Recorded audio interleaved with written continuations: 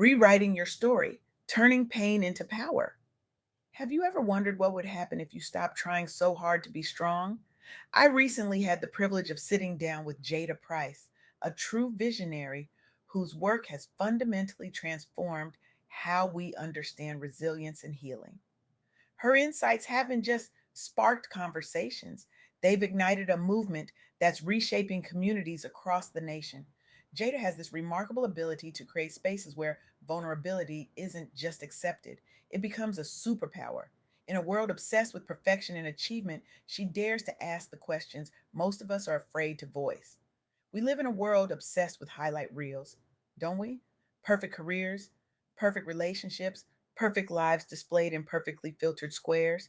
But behind those carefully curated images, there's usually a mess, a beautiful, complicated human mess. And that's exactly what we're going to talk about today. The truth is, we're all walking around with invisible wounds, some fresh, some scarred over, all part of our story. But here's what I've learned from Jada and the remarkable women whose stories I'm about to share. Your wounds don't have to be your weakness, they can become your superpower. Let me say that again. Your pain can become your power, not in some cheesy Instagram quote kind of way, in a real transformative way that changes everything. I used to think healing meant reaching some magical destination where nothing hurt anymore. Spoiler alert, that's not how it works.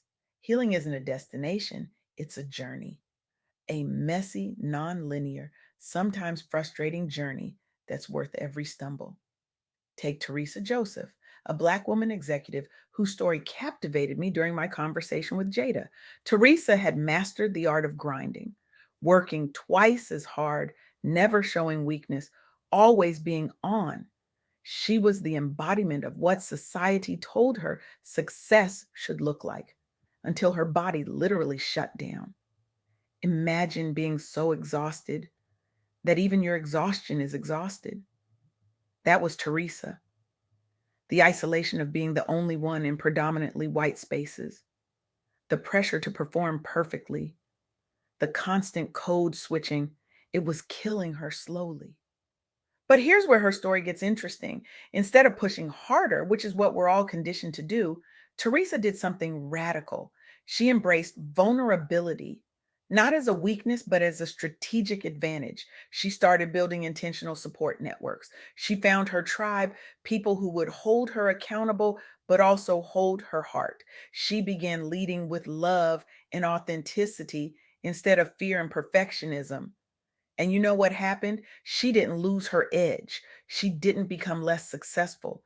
Instead, she found sustainable success, deeper fulfillment. She became a role model for what she calls soulful leadership, showing other Black women executives that they don't have to sacrifice their souls on the altar of achievement. That's what turning pain into power looks like. It's not about pretending the pain never happened. It's about using it as fuel for transformation. But this journey isn't just for corporate America. It happens in our faith communities too. Isha Miller's story particularly moved me.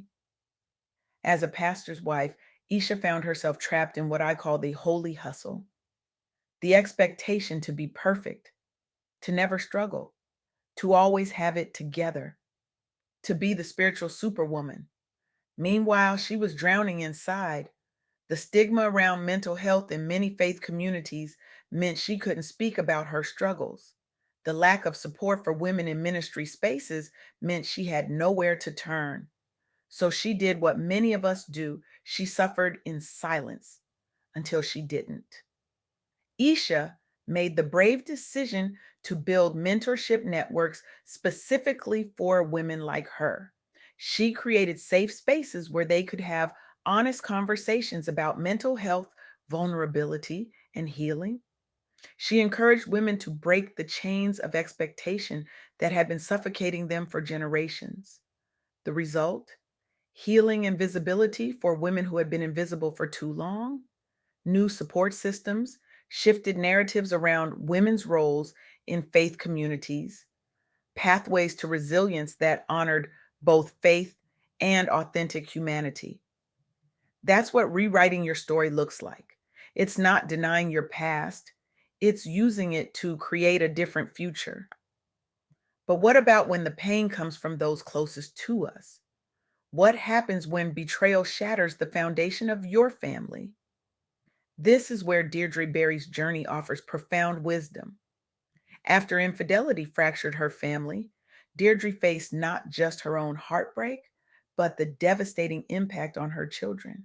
The fractured relationships, the emotional turmoil, the sense that everything safe had suddenly become uncertain. Many people in her situation might have been consumed by bitterness, and honestly, who could blame them? But Deirdre chose a different path. She prioritized compassion, not just for her children, but eventually for herself. She created spaces for open communication where emotions could be processed honestly. She built community support systems that helped her children navigate the complex feelings of family upheaval. The outcome wasn't a perfect, neatly wrapped package. Life rarely gives us those, but her approach fostered something perhaps more valuable: acceptance, resilience, love that transcended the broken pieces. Deirdre's story challenges us to find peace in chaos, to make joy possible even after pain, to rewrite narratives that society has already written for us about what happens to families after betrayal. These three women, Teresa, Isha, and Deirdre, embody what Jada Price has been teaching all along. Your past does not define your future. Every setback, heartbreak, and challenge can become the foundation for your comeback. But here's the catch, and it's an important one: healing is an active journey. You must choose to do the inner work. You must seek peace amid chaos. You must pursue joy even after the darkest nights. It reminds me of something Jada shared during our conversation. Healing isn't something that happens to you, it's something you participate in.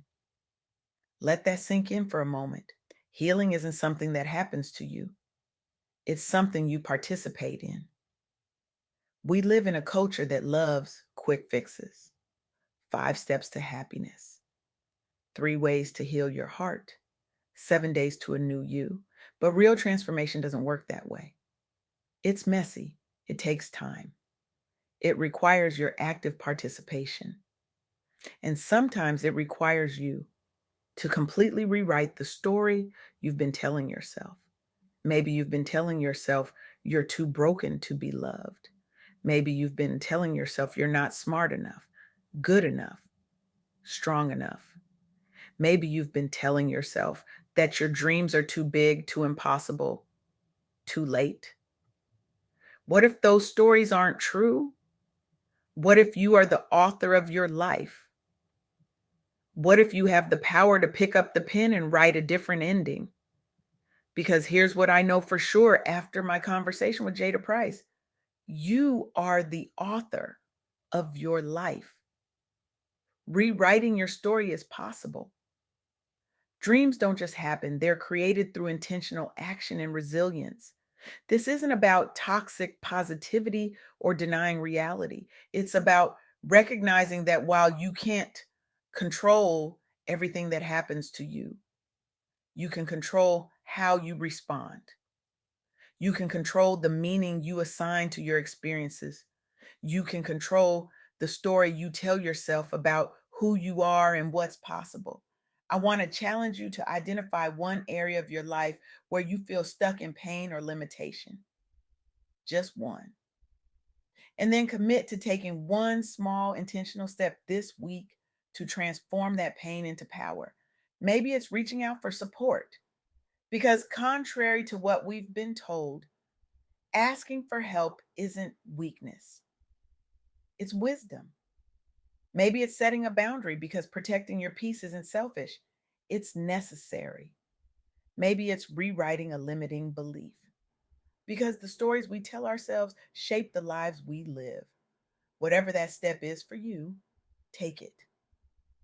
Not because it will instantly transform everything, but because it puts you in the driver's seat of your own healing journey. You are not just dreaming, you are creating your reality. I want to leave you with this thought. For generations, we've been taught that strength means endurance, carrying impossible burdens without complaint, putting everyone else first until there's nothing left. But what if true strength looks different? What if it looks like vulnerability? What if it looks like rest? What if it looks like saying no without guilt and yes to yourself without apology? The world will continue to demand your strength. It will continue to expect your sacrifice. It will continue to celebrate your hustle. But I'm asking you today, what would happen if you chose differently? What would happen if you embraced your softness as a revolutionary act? What would happen if you decided that your healing matters just as much as your achievement? Because here's the truth that Jada Price and these remarkable women have shown us. When we heal ourselves, we heal generations. When we rewrite our stories, we create new possibilities for those who will follow. When we turn our pain into power, we don't just transform our lives, we transform the world. So pick up your pen. Your story isn't finished yet. In the next chapter, it belongs entirely to you.